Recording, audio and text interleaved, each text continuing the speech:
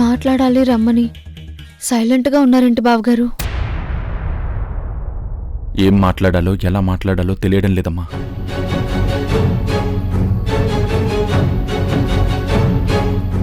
చేయి జారిపోతున్న భర్తని తులసీ దళంతో కాపాడుకున్న భార్య కథ విన్నాను.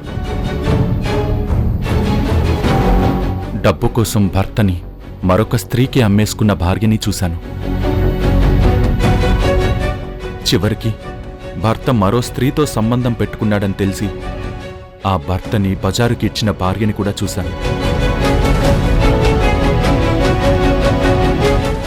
కానీ భర్తని సంతోషపెట్టడం కోసం అమ్మతనాన్నే దాచేసి అమ్మతనం గురించి అబద్ధం చెప్పి అమ్మ కావాల్సిన మనిషి మరబొమ్మలా మారిపోయిన భార్యని నిన్నే చూస్తున్నానమ్మా.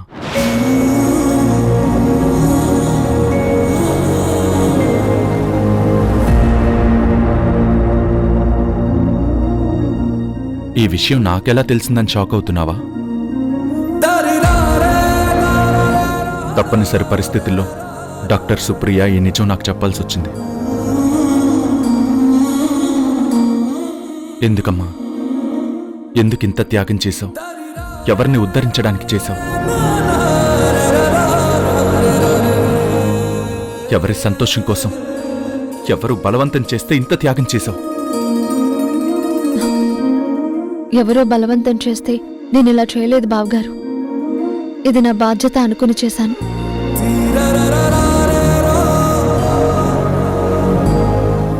వారసుడి కోసం కలవరిస్తున్న అత్తయ్య గారికి మీ అబ్బాయిలో లోపం ఉందని చెప్పి ఆవిడ్ని బాధ పెట్టడం కన్నా ఆ లోపం నాలో ఉందని చెప్పి ఆవిడ్ని సంతోషపెట్టడం ఆ ఇంటి కోడలిగా నా బాధ్యత అనుకున్నాను. తండ్రితనం కోసం తప్పిస్తున్న మీ తమ్ముడు గారితో మీకు ఆ అదృష్టం లేదని చెప్పి ఆయన్ని బాధ పెట్టడం కన్నా అమ్మని అయ్యే అదృష్టం నాకు లేదు అని చెప్పి ఆయన్ని సంతోషపెట్టడం భార్యగా నా బాధ్యత అనుకున్నాను. నాలో లోపం ఉందని చెప్పడం వల్ల వారసుడి కోసం కలవరిస్తున్న అత్తయ్య గారు తన కొడుక్కు వేరే పెళ్లి చేయాలని ఆలోచించలేదు. అమ్మలా నన్ను హక్కును చేర్చుకున్నారు. లోపం నాలో ఉందని చెప్పటం వల్ల తండ్రి అవ్వాలని తొందరపడుతున్న మీ తమ్ముడు గారు నన్ను వదిలేయాలి అనుకోలేదు. నాకు నువ్వు, నీకు నేను పిల్లలమంటూ నన్ను తన గుండెల్లో దాచుకున్నారు. అది ఆయన గొప్పతనం. అలాంటి మంచి మనిషికి, అలాంటి గొప్ప మనిషికి నిజం చెప్పి బాధ పెట్టలేను. అందుకే ఇలా చేశాను. అబద్ధం చెప్పి ఆ నిందని నీ మీద వేసుకుని నువ్వు బాధపడతాను అంటావు, అంతేనా? కొన్నిసార్లు కొందరిని సంతోషపెట్టడం కోసం కొందరు బాధపడక తప్పదు బావగారు. దయచేసి ఈ నిజాన్ని ఎవ్వరికీ తెలియనివ్వకండి బావగారు. ముఖ్యంగా అత్తయ్య గారికి, ఆయనకి అస్సలు తెలియనివ్వకూడదు. వాళ్ళ గురించి అంతలా ఆలోచించి నింద నీ మీద వేసుకున్నావు. దీనివల్ల ఫ్యూచర్లో నీకేదన్నా ప్రాబ్లం వస్తే ఏం చేస్తావు?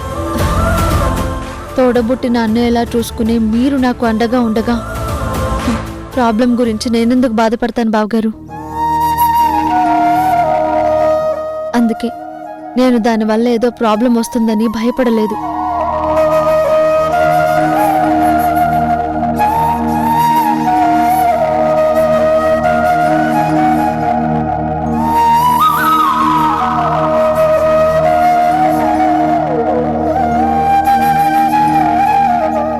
వచ్చే జన్మంటూ ఉంటే నిజంగా నీకు నేను అన్నయ్యగా పుట్టాలనుంది. నీరై కరిగిందా నీ ఎదలో ఆనలుపు, ఏరై కదిలిందా అనుబంధం వైపు, రక్షాబంధము చేస్తాను బావగారు.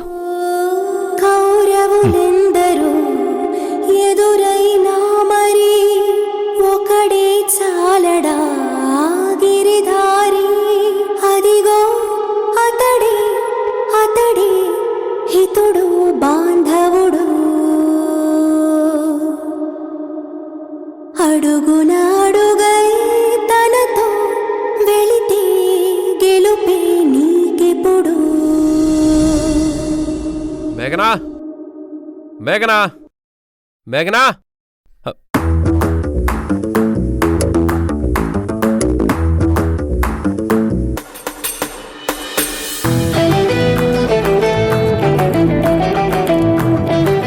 మేఘనా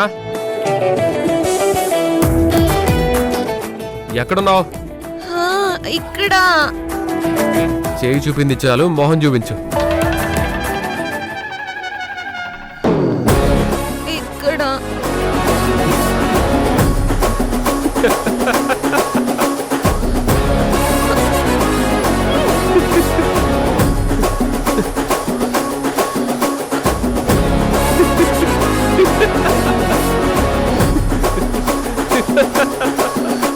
ఏమైంది? నీ మొహం మసి బొగ్గులా తయారైంది. ఏం చేయమంటారు?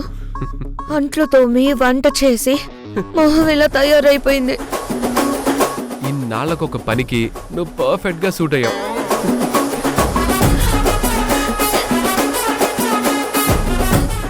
ఏమండి? ఏంటండి? అది అది నువ్వెంత మెలికలు తిరుగుతున్నావు అంటే పెద్ద టంటరే ఉంది. చెప్పేంటో. అది మరి నేను ఈ పనులన్నీ చేయలేకపోతున్నాను, అందుకని. పర్లేదు, నేను చూడలేకపోతున్నాను, అందుకే పెన్ డ్రైవ్ ప్లే చేస్తాను. ఈ పనులన్నీ నాకు బాగా తెలుసు సంజయ్. చూడు ఎంత ఉత్సాహంగా ఉన్నాను, ఎంత ఉల్లాసంగా ఉన్నాను, హ్యాపీగా ఉన్నాను, ఎంజాయ్ చేస్తున్నాను. షూస్ పాలిష్ చేస్తాగా, ఆ తర్వాత ఏముంది, ఇల్లంతా క్లీన్ చేసేస్తాను. బాగా డెవలప్ అయ్యావు. Keep it up. Thank you thank you.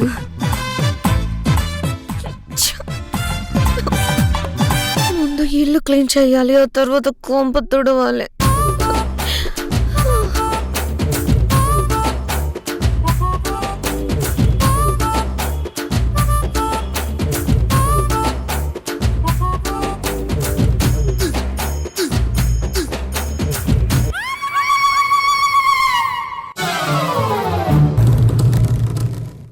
Hey, ఏంటా ఊపడం? సరిగ్గా ఊడు. ఊడుస్తున్నానండి.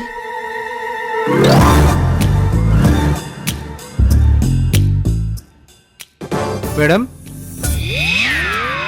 మేడం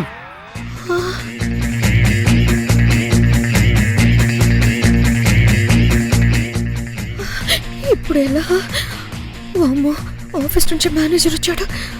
ఈడు నన్ను చూశాడు అంటే పని మనిషిని అనుకుంటాడేమో.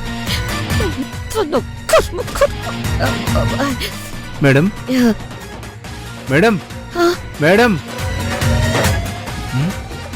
ఇంట్లో ఎవరో కొత్త పని మనిషి చేరినట్టుంది.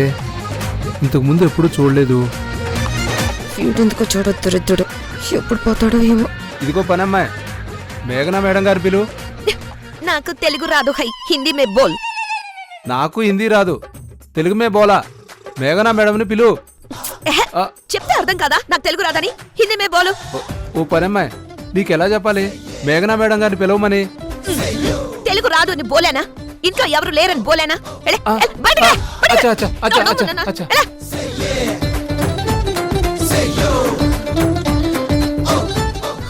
అమ్మయ్యా, మొత్తానికి వెళ్ళగొట్టేశాను. ఇదిగో ఏం మళ్ళీ ఎవరు? మళ్ళీ ఎందుకు వచ్చావు? ఇప్పుడు మీరు మాట్లాడిన తెలుగే కదా. మేఘనా మేడం గారిని పిలు. ఆల్రెడీ బోలేనా? Caution Kiana? మేఘనా మేడం లేదు, ఎవరు లేదు. బడి బా. మేఘనా మేడం లేకపోవడం ఏంటి? వెళ్ళకుండా ఇంకా ఇక్కడే చచ్చాడు దరిద్రుడు.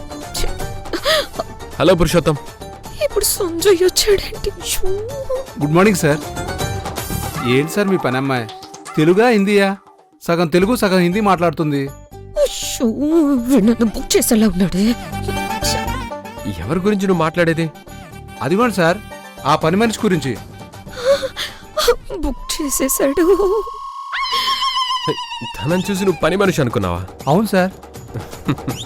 ఒకసారి వెళ్ళరా. రమ్మంటున్నానా? రా. కర్మరా దేవుడా. ఇటు తిరుగు. అరే తిరుగు.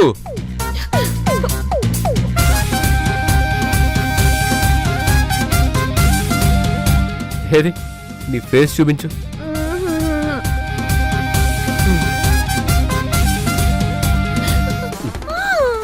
అరే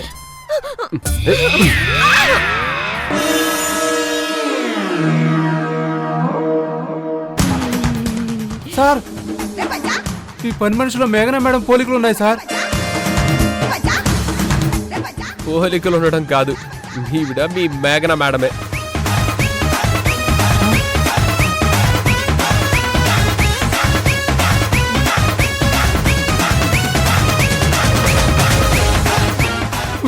మేడం, మేడం మీరేంటి మేడం ఇలా? నేను మిమ్మల్ని ఇలా చూడలేకపోతున్నాను మేడం. మేడం, మిమ్మల్ని ఇలా చూసే బదులు నేను చచ్చిపోయినా బాగుండేది. Madam, madam. ఈడేంటి నా పెళ్ళం కంటే ఓవర్ యాక్షన్ చేస్తున్నాడు? పురుషోత్తం, బాధపడకు పురుషోత్తం. అంటే మన ఇంట్లో పనులు మనం చేసుకుంటే తప్పు లేదన్నది నా సిద్ధాంతం. అందుకే ఖాళీగా ఉన్నప్పుడల్లా ఇలా ఇంటి పనులన్నీ చేస్తూ ఉంటాను. దుమ్ము దులుపుతూ ఉంటాను, ఇల్లు కూడా తుడుస్తూ ఉంటాను. Madam, you are great madam. Really you are great madam. Sir, madam sir. మీ మేడంకి ఏం కాలేదు గాని నువ్వు వచ్చిన పని చూసుకొని సైలెంట్గా వెళ్ళు. అలాగే సార్. తీసుకో. అలాగే. ఏంటి పురుషోత్తం మళ్ళీ వచ్చో? అదే మేడం, మీ సంతకం ఒకటి కావాలని చెప్పాను కదా, దానికోసమే వచ్చాను. మేడం, మీరు కింద కూర్చోవడం ఏంటి మేడం? అలవాట్లు పొరపాటు. పురుషోత్తం, పెద్దవాళ్ళు ఏమన్నారు? మేడం, ఇంత ఇల్లున్నా కిందే ఒదిగి ఉండమన్నారు కదా. ఇదే ఒదిగి ఉండడం. Madam, you are really great madam. Great madam. వీడంటే తెగ ఫీల్ అయిపోతున్నాడు. హలో పురుషోత్తం, ఊరుకో, ఏనుగులా ఉన్నావు. ఏడిస్తే బాగోదు. పెన్ని సంతకం పెడతాను. ఇదిగోండి మేడం, తీసుకోండి.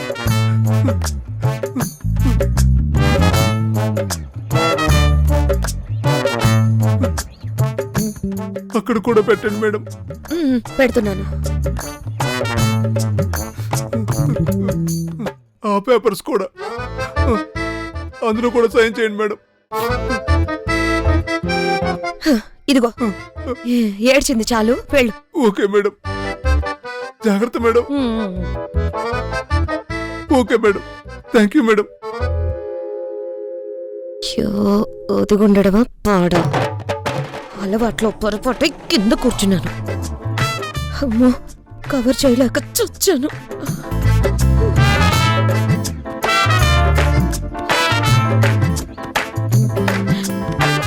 హలో డాడ్,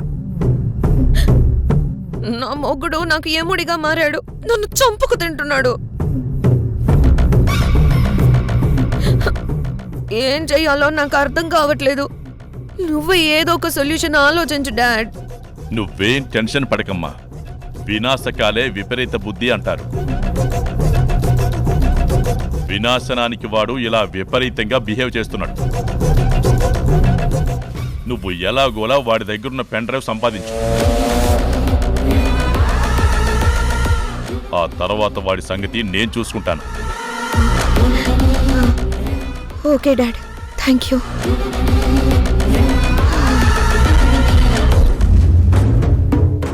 ఈరోజు ఏదో ఒకటి చేసి ఆ పెన్ డ్రైవ్ సంపాదించాలి. ఎస్.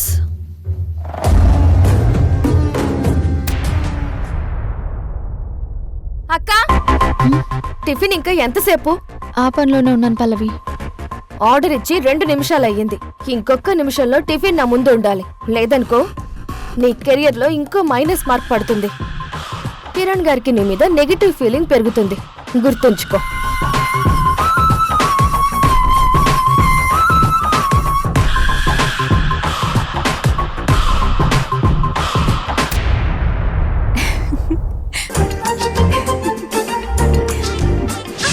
వదినా, ఎవరితో చాటింగ్? సుహాస్ తోనేనా? అవును. అయినా సుహాస్ అమెరికా నుంచి వచ్చిన తర్వాత కూడా ఈ చాటింగ్లేంటి? డైరెక్ట్ గా మీటింగ్లు పెట్టుకోవచ్చు కదా. సుహాస్ ఇండియా వచ్చాడని నీకెలా తెలుసు వదినా? ఫోన్ లో నువ్వు రేపు మార్నింగ్ ఫ్లైట్ కి వచ్చేస్తున్నావా అని హ్యాపీగా తనతో మాట్లాడుతున్నప్పుడు విన్నానులే. తను అమెరికా నుంచి వచ్చేస్తున్నాడు కాబట్టి తొందరలోనే మీ అత్తామామలు వచ్చి మా అత్తామామలతో మాట్లాడేస్తారు. ఉండు, ఈ శుభవార్త మీ ఉషా వదినికి చెప్దాం, సంతోషిస్తుంది.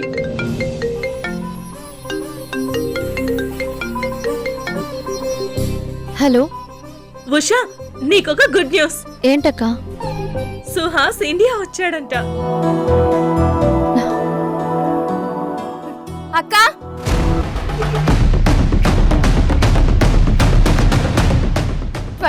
అవర్స్ ఫోన్ లో మాట్లాడటమేనా? అసలు నన్ను పట్టించుకోవా? కిరణ్ గారికి చెప్పమంటావా? ఒక 2 నిమిషాలు పల్లవి, చేసి తీసుకొస్తాను. ఫోన్ లో ఆ ముచ్చట్లాపేసి నా ఆకలి సంగతి చూడు. కడుపులో ఉన్న బిడ్డ ఆకలి ఆకలి అని మొత్తుకుంటున్నాడు.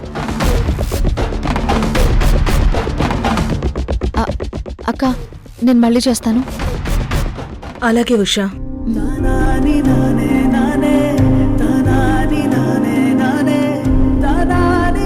ఆ రాక్షసి ఉషాని చాలా బాధ పెడుతున్నట్టుగా ఉంది.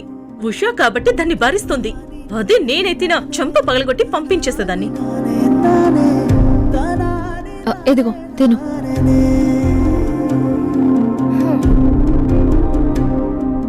అక్కర్లేదు. అదేంటి, నువ్వే కదా టిఫిన్ చేయమన్నావు? తిను. తినను. మరి నన్నెందుకు ఈ టిఫిన్ చేయమన్నావు? నువ్విలా టిఫిన్ ప్లేట్లో పెట్టి డైనింగ్ టేబుల్ మీద పెట్టాలి. అది నేను తినకుండా ఉండాలి. కిరణ్ వచ్చి నన్ను తినమని బ్రతిమలాడాలి. నేను తిననని మొండికెయ్యాలి. అందుకు నిన్ను టిఫిన్ చెయ్యమంది.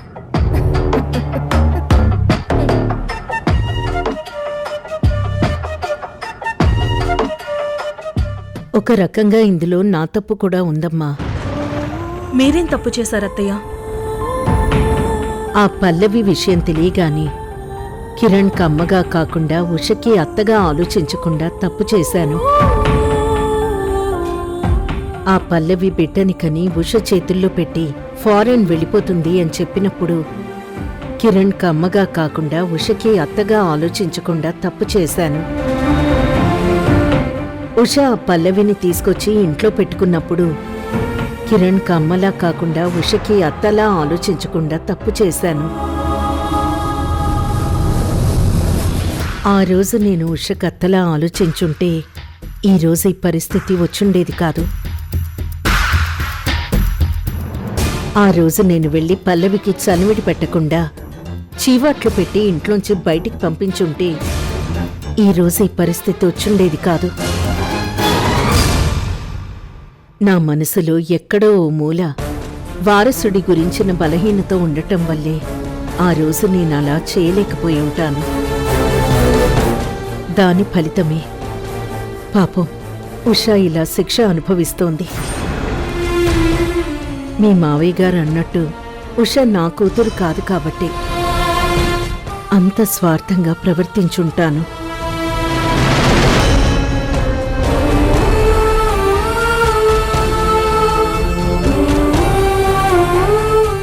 అవునా? ఆ తరుణ్ సుప్రియ వరంగల్ వెళ్లి ఎంక్వైరీ చేస్తున్నారా? అవును నిషా.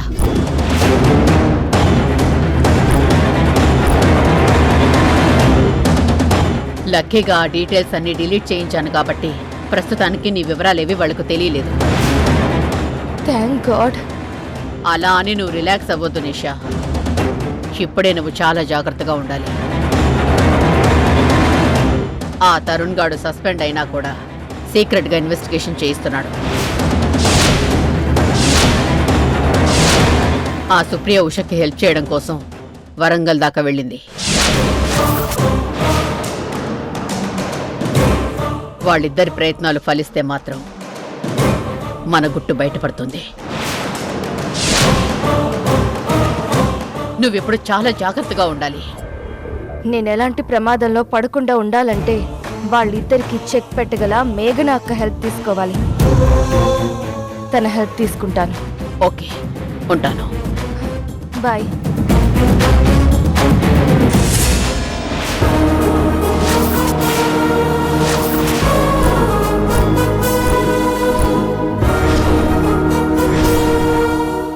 ఎవరితో మాట్లాడుతున్నావు? ఎవరి గురించి మాట్లాడుతున్నావు? మీ మేఘన అక్క హెల్ప్ తీసుకుని ఏం చేయాలనుకుంటున్నావు? ఏం మాట్లాడుతున్నావు నువ్వు? నేనేంటి ఫోన్ మాట్లాడడం ఏంటి? మేఘన అక్క హెల్ప్ తీసుకోవడం ఏంటి? అబద్ధాలు ఆడకు. నువ్విప్పుడు ఫోన్లో మాట్లాడడం నేను చూశాను. ఎవరితో మాట్లాడావు? అసలు నువ్వెవరు? మా జీవితాల్లోకి ఎందుకు వచ్చావు? నీ బ్యాక్గ్రౌండ్ ఏంటి?